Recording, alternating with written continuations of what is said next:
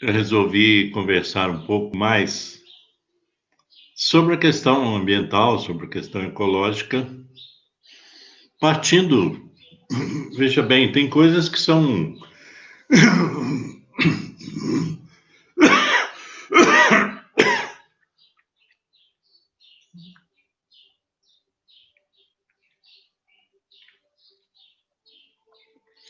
tem coisas que são óbvias, mas esse óbvio só aparece, na verdade, quando alguém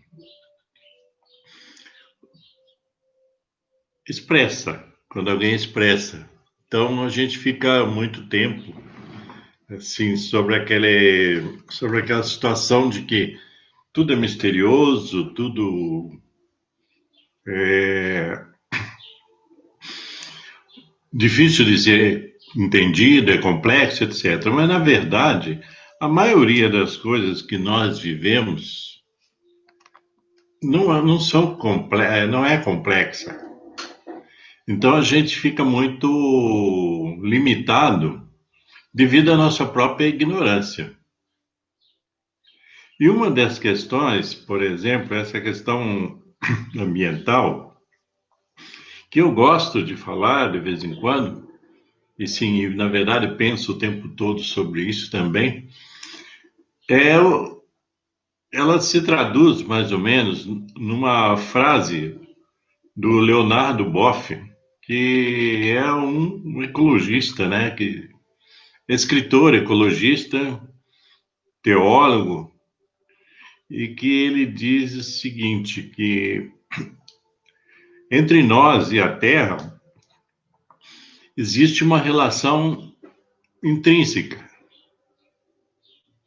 Eu complemento dizendo que às vezes essa relação pode ser intrínseca e extrínseca, porque ela acontece o tempo todo.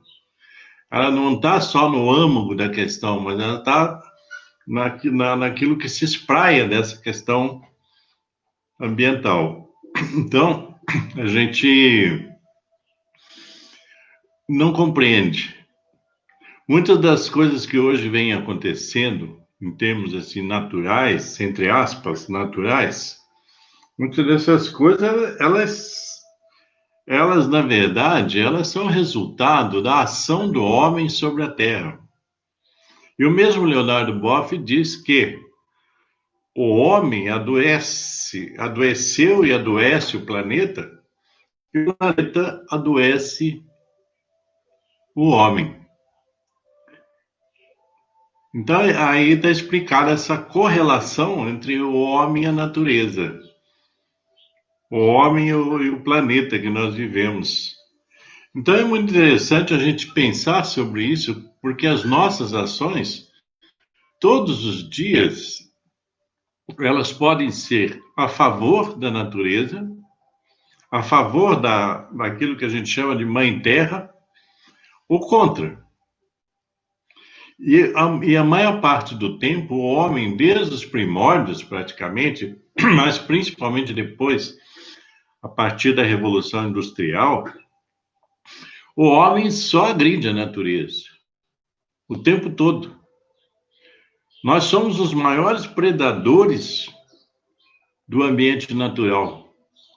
E é uma coisa assim que eu estou falando que é óbvia, mas que parece-me que é difícil de ser entendido pela grande maioria das pessoas. Essa de grande maioria, né? Grande maioria, né? É uma redundância, né? A maioria das pessoas.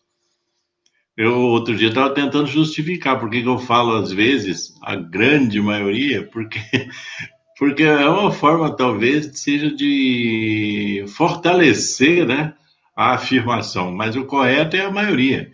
A maioria das pessoas, elas ela deteriora o meio ambiental o tempo todo, então, desde esse tempo que eu já falei.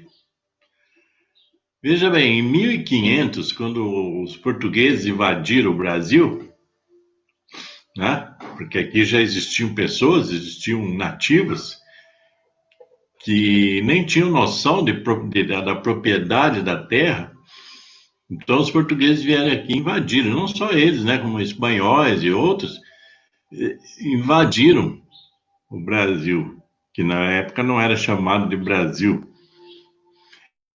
E então a gente percebe assim que desde esse tempo, por exemplo, já se praticava a deterioração do meio ambiente, já se agredia a Terra, o planeta. E não só aqui, né? Na África, em outros lugares do planeta. Né? Mas aqui, por exemplo, para a gente ter um exemplo, desde 1500 o Brasil é deteriorado em seu meio ambiente. Primeiro pela extração da madeira, depois pela extração do ouro, das pedras preciosas, dos minérios e por aí vai. E aquelas plantações, monoculturas, etc., né? Foram devastando todas as florestas.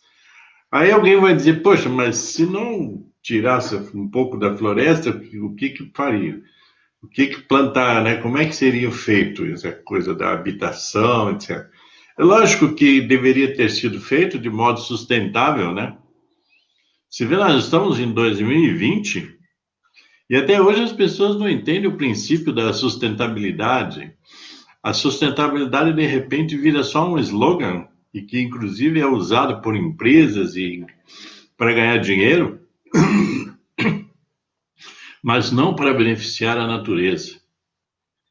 Então, hoje você vê o agronegócio avançando sobre terras e mais terras e deixando para trás terras deterioradas. Porque essas terras que são deixadas para trás, que são improdutivas, elas já foram produtivas. Mas é aquela sanha, né? A sanha animal do tal do bicho-homem é que ele deteriora a terra e daí vai querer desmatar outras terras e para fazer a mesma coisa. E, o reflexo dessas ações contra a natureza, isso de modo geral, ela acaba se voltando contra nós. Porque se você adoece o ambiente que você vive, esse ambiente vai trazer para você doenças. E das mais diversas formas. Quer dizer, a reação da natureza, ela virá das mais diversas formas. Então, ela poderá vir com uma pandemia, com um vírus, né, que é o caso que nós estamos vivendo hoje. Ela poderá vir em forma de ciclones, de tsunamis, né, e terremotos, maremotos, etc. Poderá vir também em forma, por exemplo, aí que surgiu agora recentemente das nuvens de gafanhotos e outras tantas maneiras de reação da natureza, reação da Terra, da nossa mãe Terra, que nós tanto agredimos e que uma hora ela tem que reagir. E como eu já disse em outro vídeo, não reage por vingança. Reage naturalmente porque não há outro caminho a não ser a reação natural.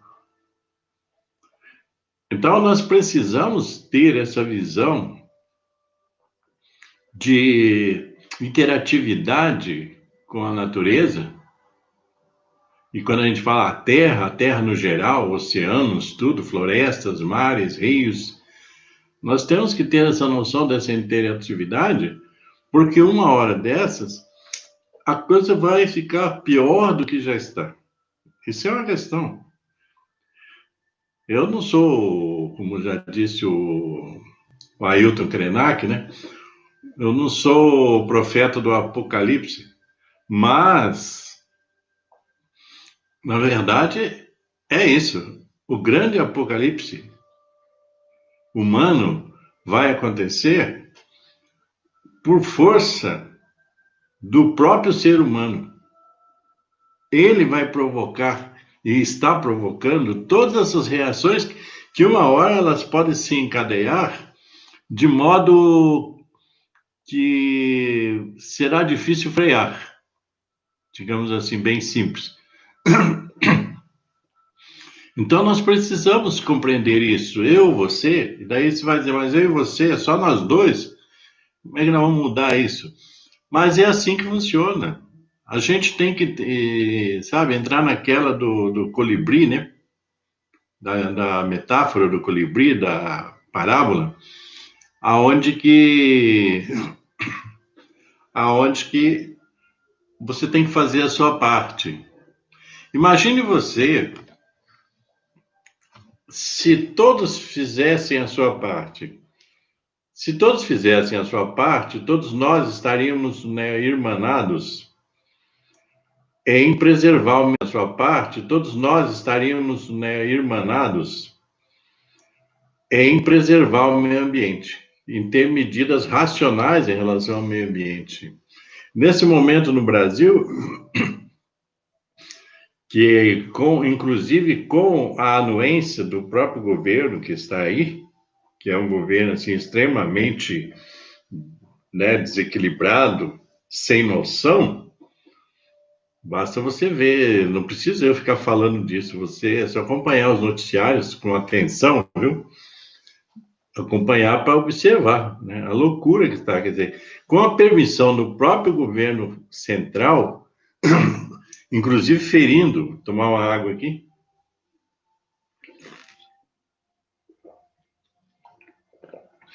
inclusive ferindo leis, ferindo a própria Constituição Federal, vem promovendo desmatamentos na região amazônica, assim, na verdade, da região centro-oeste para cima, vem desmatando numa loucura desenfreada e fazendo queimadas e tudo, sem nenhuma consequência legal contra essas pessoas que fazem isso. E não são os vinhos que estão fazendo isso, viu? Isso sempre é feito a mando de gente maior do capital. Muita gente instalada em São Paulo, Rio, Brasília, as capitais, nos seus ares condicionados e tudo mais, são essas pessoas que comandam as grandes queimadas que acontecem, principalmente, como eu disse, aí no, né, digamos assim, norte, nordeste do país, sudoeste, queimadas e desmatamentos com anuência do governo federal. Até mesmo os militares, que já foram grandes defensores, já tivemos militares com M maiúsculo, grandes defensores da preservação da floresta amazônica em algum tempo, nem em todos os tempos, né? Mas os próprios militares hoje fazem vista grossa naqueles lugares onde eles estão, nessas zonas de fronteira, onde que acontecem as grandes queimadas e mortes por invasão de terras indígenas e etc, etc. Então é o caos. Nós estamos vivendo isso já. E tudo isso decorre da nossa falta de sensibilidade e de consciência e de inteligência em gerir os recursos que estão à nossa disposição. Porque se você gerencia os recursos naturais de forma racional, você vai ter esses recursos para sempre, o que não é o caso. Inclusive, não é a origem desse vídeo, mas se você pensar, agora mesmo, nesse momento, tem gente querendo privatizar a água. A água que é de todos, a água que vem da mãe natureza para nós, e que nós queremos, e gente querendo se apossar desse bem. Quer dizer, no capitalismo, da forma como está, esse capitalismo selvagem, você vê que querem privatizar a água. Então, de repente, toda a água vai ter dono. E você vai pagar por isso. Dessas empresas, tem gente morrendo de sede ou consumindo água que não é potável. Para você ver. Então, o Brasil, nós estamos sendo desse jeito, com esse descaso, como tem sido tratado, O Brasil, então, tem sido visto como um país que você pode fazer tudo, você pode invadir, você pode comprar tudo. Então, tipo assim, vamos adquirir a água de lá, porque nós precisamos, quer dizer, no futuro as guerras, provavelmente se houver guerra, muitas guerras serão por água, não é por petróleo. Mas a questão fundamental dessa reflexão aqui é trazer para você um pouquinho, assim, digamos assim, dar uma cutucada nisso, para que você que está me ouvindo e que vai me ver e vai me ouvir, para que você preste atenção, porque é lógico, as questões ambientais, elas estão por aí. A mídia, de vez em quando, dá uma colher de chá, divulga uma ação aqui, uma ação acolá, né? A grande imprensa, etc., principalmente a televisão, mas eles não estão interessados nisso. Raramente estão. Porque eles, quer dizer, já se entregou totalmente a esse capitalismo que deteriora o meio ambiente. Já se vendeu. E nós, que somos né, os habitantes daqui, ficamos só assistindo. Então é preciso que em algum momento a gente se organize mais. Lógico, hoje existem muitas ONGs e tal, mas ainda é pouco. Porque a questão ambiental, assim, da preservação, ela não chegou ao povo. O povo não entende ainda a questão do meio ambiente, porque a educação nossa é falha. Não existindo educação ambiental, não existe capital, né, de conhecimento para compreender a extensão da nossa relação com o meio ambiente. Com o meio ambiente. Então são coisas profundas. Lógico que você vai dizer, isso é estrutural, como eu já ouvi, né, como dizem, agora tem essa coisa de justificar tudo é estrutural. A deterioração do meio ambiente, ela é estrutural.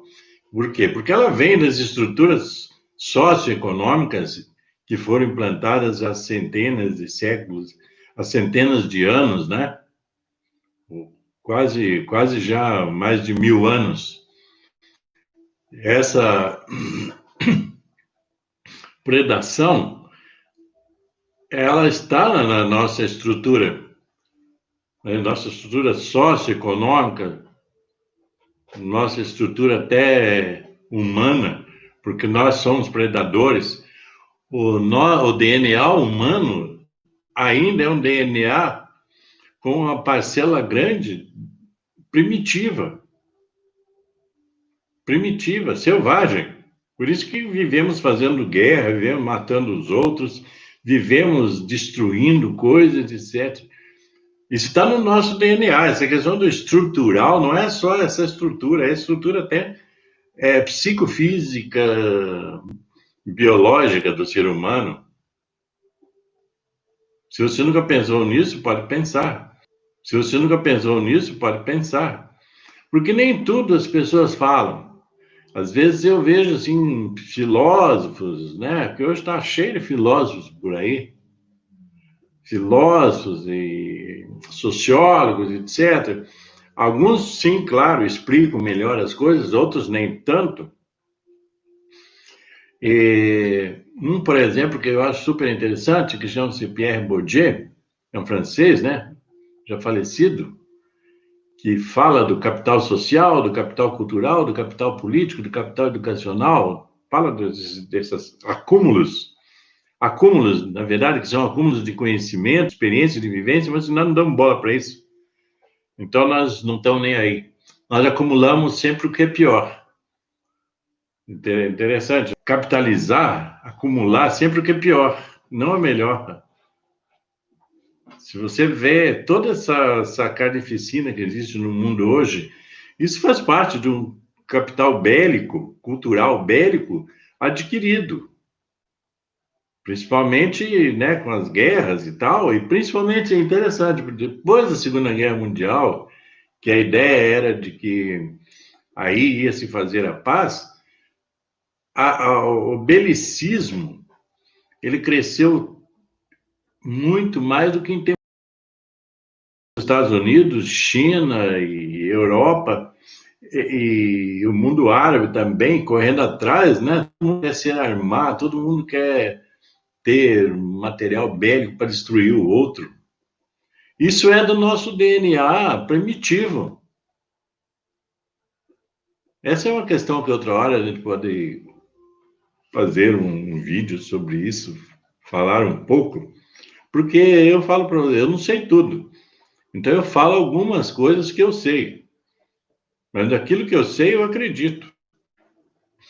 Então nós estamos nesse tempo e que vamos recuperar a nossa relação saudável com a natureza, porque se você pegar para o povo indígena, por exemplo, eles tinham uma relação saudável com a natureza, com a mãe terra. Tanto que até hoje eles defendem essa proposta, né, da comunhão entre o homem e a terra.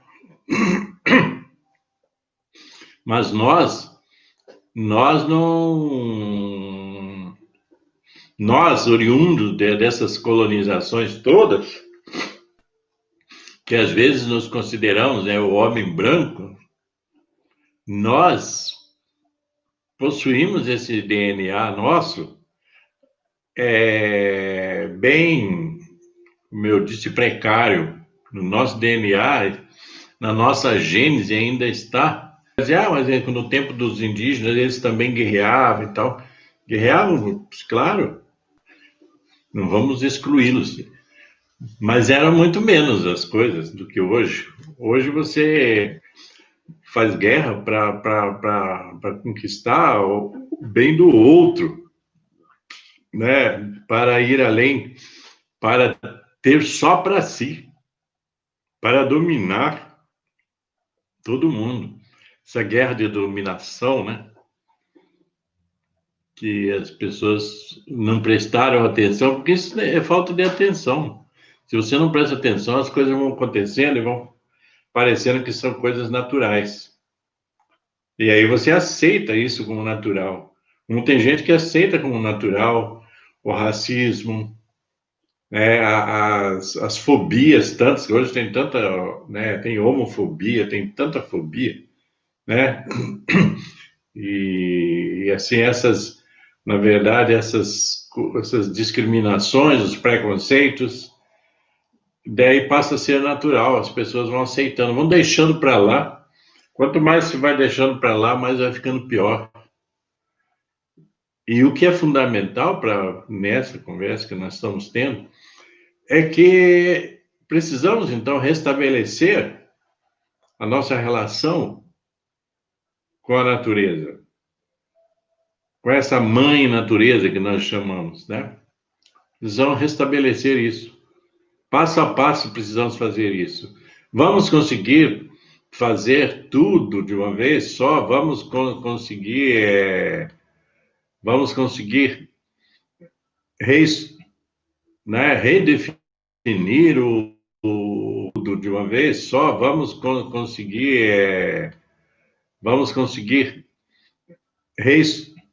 né, redefinir começar do zero tudo?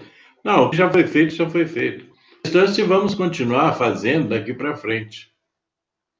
A questão é essa, se vamos continuar fazendo daqui para frente as mesmas coisas. Essa que é a questão, né? Precisamos pensar sobre isso, porque muitas vezes nós pecamos por não prestar atenção ao que está ao nosso redor. E nesse momento precisamos disso. Esse momento, esse que nós estamos vivendo, de pandemia, e quarentena e noventena, esse momento que nós estamos vivendo é um momento de atenção. Digamos assim, é um momento para isso. Um momento da atenção, um momento para parar, um momento para pensar, um momento para reanalisar, redefinir, né, as nossas relações, inclusive com a natureza, com o mundo, com as pessoas, com todo o universo. Para descanso, né? O que é um tempo só para ficar em casa e tal. Não, é um tempo para a gente se melhorar. Inclusive melhorar a relação, veja, é interessante isso, né? Melhorar a relação com a gente mesmo, porque muitas vezes nossas relações interpessoais, que é eu com eu, é a relação minha comigo mesmo, também ela se deteriora. Eu não presto atenção na minha saúde, eu não presto atenção naquilo que eu penso, naquilo que eu falo.